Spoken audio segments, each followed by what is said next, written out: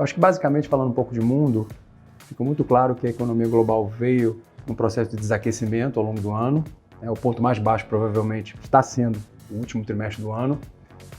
E isso provocou alguns efeitos importantes por parte dos formuladores de política monetária. Por um lado, alguns bancos centrais que já vinham num processo de estímulos continuaram ou aumentaram esses estímulos, e por outro, e talvez mais relevante, tem sido a mudança de postura do Fed, do Banco Central Americano, depois das altas promovidas em 2018, acabou cortando a taxa de juros básicas americanas 3 vezes ao longo desse ano. O ponto é que esse desaquecimento, em parte por uma questão talvez até de fase do ciclo, mas também pela guerra comercial, enfim, acabou provocando uma retração nos planos de investimentos das empresas nos Estados Unidos, em outros lugares também. A gente, na verdade, viu muito pouco aumento de lucros dos setores, mas, por outro lado, o grau de expansão monetária, condições financeiras muito estimulativas, acabou gerando um aumento dos preços dos ativos. Então, a gente teve, na verdade, por um lado, uma economia que veio num processo de desaceleração, com alguns riscos específicos ligados à guerra comercial ou até durante uma parte do ano, principalmente ligado até ao Brexit. E isso acabou sendo contrabalanceado por maiores estímulos monetários pelo mundo.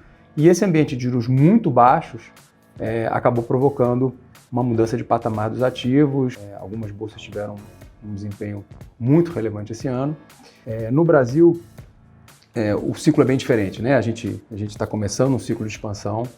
O Brasil veio de uma recessão muito profunda em 2015 e 2016, e o crescimento ele continuamente veio decepcionando nos anos seguintes. E agora parece, Marcelo, que as expectativas para o ano que vem, finalmente, dessa vez vão ser um pouco melhores. Mas acho que assim, vale dizer o seguinte, então o Brasil elegeu um novo governo com uma agenda econômica, eu acho que parece muito boa, no geral, mas, de novo, um governo que chegou, que não tem base de apoio no Congresso e que acabou provocando uma série de ruídos e dúvidas ao longo desse processo em relação à sua capacidade de articulação, enfim, de aprovação de pelo menos parte dessa agenda.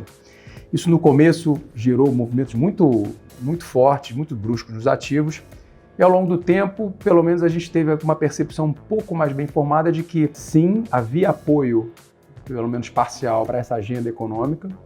A gente não dá para não citar a reforma da Previdência, que acabou sendo aprovada, e ela foi muito mais robusta do que a proposta que poderia ter sido aprovada no governo Temer, ainda que uma série de outros fatores, ruídos, agenda de costumes e tal, continuasse apresentando problemas e não tendo nem perto o mesmo grau de apoio do Congresso e da sociedade. De qualquer forma, então foi um período, mais uma vez, onde o Banco Central continuou o seu ciclo de corte de juros, e esse ciclo, a verdade é que parte pelo mundo, um pouco do que eu estava falando, e parte por aqui, que no começo teve uma atividade novamente decepcionante, mas também queda acentuada nas expectativas de inflação, salvo aí agora nesse final de ano, mas o fato é que isso acabou trazendo o Brasil, a gente brincou durante tanto tempo no mundo, a ser um país mais normal, enfim, em relação a isso. E isso também determinou uma série de mudanças nas expectativas para o desempenho dos ativos por aqui. Se por um lado o real, historicamente, tinha um pouco essa ideia de ser uma moeda de high yield entre os emergentes, hoje isso mudou muito, mas por outro, aí vamos falar de bolsa, isso pode mudar muito a taxa de desconto dos ativos ligados ao mercado de ações por aqui. Como a gente navegou, como é que a gente enxerga esse movimento que o Alexandre acabou de comentar, essa mudança estrutural no Brasil de juros e como a gente se posicionou para isso, tá? Então, não só 2019, se você olhar os últimos anos, esse estágio atual de desenvolvimento do mercado, ele foi muito calcado em reduções de descontos que tinham nas empresas na Bolsa. Por exemplo, tinham empresas do setor financeiro, se você olhasse a soma das partes, elas valiam mais do que a própria empresa, tá? E tô falando de soma das partes de empresas líquidas, de empresas abertas, tá? Então, esse tipo de anomalia, ela não existe mais, tá? Então, todos esses ciclos, os últimos 4 anos, foram calcados em redução de desconto, e o bloco que se beneficiou bastante também desse cenário de juros baixos foi o bloco que a gente gosta de chamar de bond proxy. tá? Então as empresas ligadas a shopping malls, as empresas de energia elétrica, todas essas empresas performaram muito bem nesses anos. E a mudança agora para frente que a gente enxerga, e que finalmente, né, talvez o agora vai que a gente brincou aqui antes tem a ver com isso, que a palavra agora chave para frente é crescimento. Tá? Então, não só crescimento de PIB, mas crescimento de receita, de lucro e, eventualmente, até algumas empresas de expansão de margem. Dito isso, as empresas mais ligadas à atividade doméstica seriam aquelas que mais se beneficiariam desse movimento. Porém, um ponto de reflexão aqui dentro da empresa, quase que diário, em relação ao valuation dos ativos, quanto que a gente está pagando para participar dessas histórias, né? São histórias excelentes, então o que a gente está fazendo nesse momento? Existe um trade-off entre as empresas de qualidade e um pouco mais caras, obviamente, elas têm mais qualidade, então elas operam com um nível de preço um pouco mais alto, mas a gente está esticando um pouco o horizonte. Então, a gente costumava olhar para um horizonte de uma empresa quando a gente investia 2, 3 anos, a gente está esticando um pouco mais para 4, 5 anos, e aí sim a gente consegue ver valor em algumas empresas, como por exemplo as empresas de saúde integradas, que fizeram parte desde o início dessas histórias, quando elas vieram para abrir um capital na Bolsa. A gente ficou um momento aí, 2, 3 meses sem estar alocado nessas empresas e agora voltamos a comprar essas empresas novamente, tá? Com esse plano de fundo de buscar mais qualidade nesse momento, em detrimento das empresas de menor qualidade e que na nossa visão estão bem precificadas. Tá? Então acho que esse é o plano de fundo aqui para a Bolsa Brasil. Em relação especificamente ao Sagatop, eu acho que vale dizer, a primeira coisa é o seguinte: por vezes, nós gestores do Sagatop, assim, acabamos diminuindo ou zerando posições, temendo um evento de ruptura, de quebra de volatilidade, de piora dos mercados, pelo que poderia ser, enfim, um insucesso desse governo logo nos primeiros meses, né? Pouco a pouco, a gente foi entendendo que era assim, seria assim. Seria assim, existe um apoio dentro da sociedade, dentro do governo, para algumas reformas, no fato modernizar o Estado brasileiro e melhorar as contas públicas, ao mesmo tempo em que esses ruídos dificilmente sairão do nosso horizonte. Então, entendendo isso, sem mudar as características de trading do fundo, a gente passou a ter pelo menos uma posição core, né, uma posição núcleo, que refletisse mais a nossa expectativa de aprovação e de avanço dessas reformas, em meio, de novo, a um cenário de juros declinantes, mudança na taxa de desconto dos ativos de bolsa. E no cenário internacional, da mesma forma, tendo em vista a nossa preocupação e tal com o crescimento, com a queda no crescimento global, etc., guerra comercial, enfim, por aí vai, a gente também começou a ter mais sucesso em alguns setores que a gente via como ou descontados em relação, enfim, aos lucros passados e esperados para breve, ou eventualmente pudesse se beneficiar de alguma melhora cíclica, ainda que esperada, no segundo semestre. Então, a nossa história assim, no top foi, assim, sem mudar as características de trading do fundo, de ser um fundo que acaba tendo mais posições de curto prazo, a gente acabou tendo mais sucesso no segundo semestre a partir do ponto que a gente tem entendido que aqui no Brasil, especificamente, a agenda pudesse ser tocada, pudesse ter uma taxa de sucesso mais satisfatória em meio a um governo que, em várias ocasiões, provou-se caótico.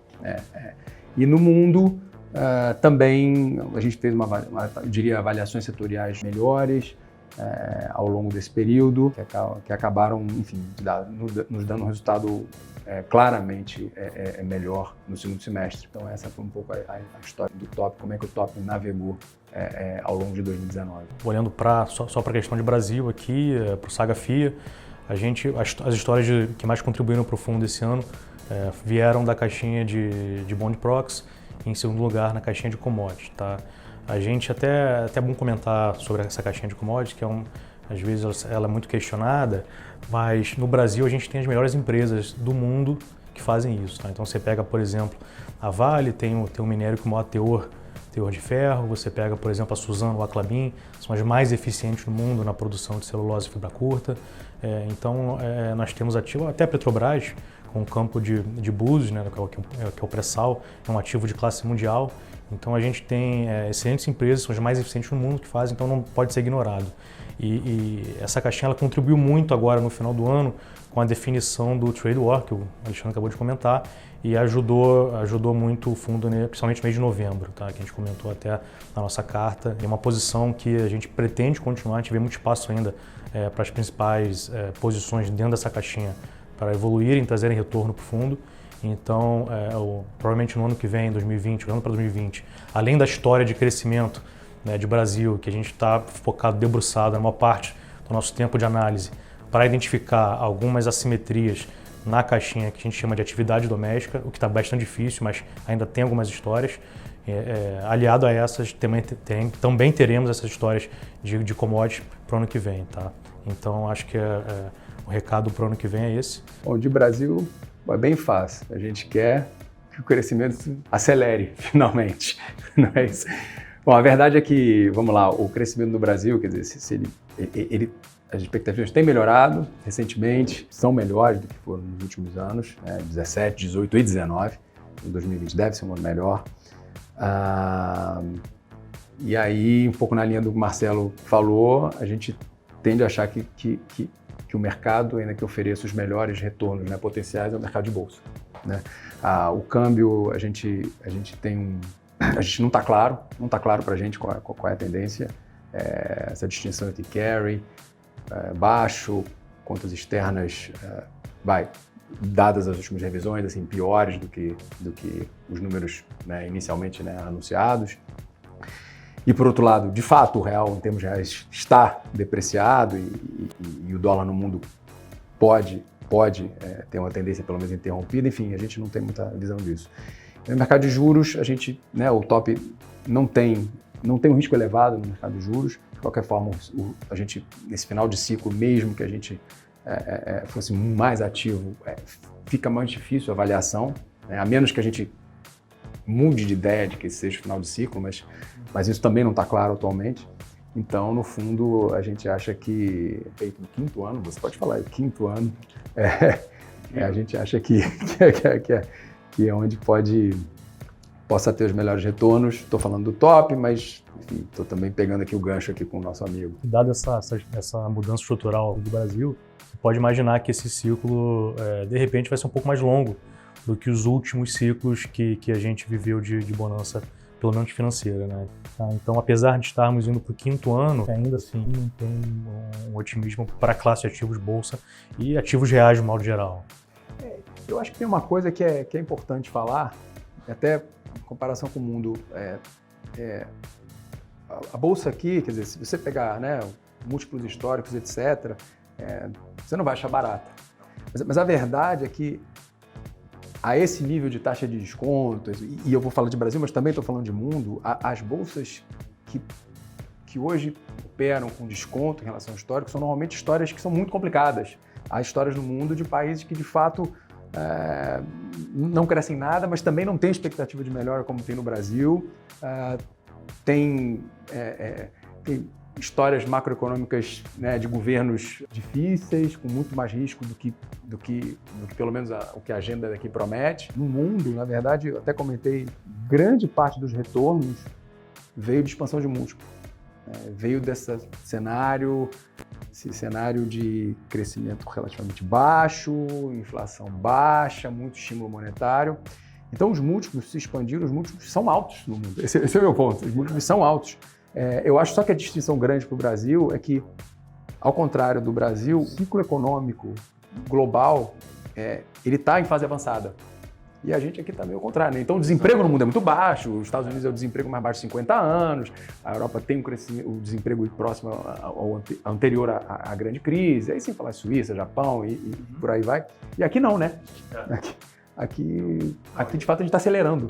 E a agenda do governo, principalmente a agenda micro, que é uma agenda mais silenciosa, digamos assim, que acaba passando despercebida, ela vai bater na economia, na produtividade da economia brasileira daqui a 2, 3 anos. Então, por exemplo, essa questão da multa de 10% da FGTS que foi tirada, isso é um exemplo que a gente fala, mas no fundo isso Isso faz sim uma diferença, olhando mais para frente. Tá? No curto prazo não faz muita diferença, mas mais um exemplo aí da agenda micro que o governo tem conseguido avançar, tá? Apesar do juízo, apesar daquela dúvida toda do início, enfim.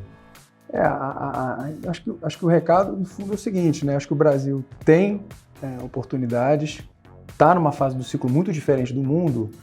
Agora, o mundo apresenta uma série de riscos. Os ativos são altos, têm preços elevados, há uma expectativa já embutida de melhora econômica, ainda que seja cíclica, nessa fase na primeira metade, primeira metade de 2020. Se isso não se configurar, a história muda de maneira relevante para os ativos globais e pode atrapalhar o Brasil. Mas há um mundo ainda ok, ou que passe por essa ligeira estabilização / ligeira melhora da economia. Acho que o Brasil tem espaço para valorização de ativos, é o que parece. Acho que esse é o recado. Obrigado por terem assistido o vídeo. Bom, até 2020.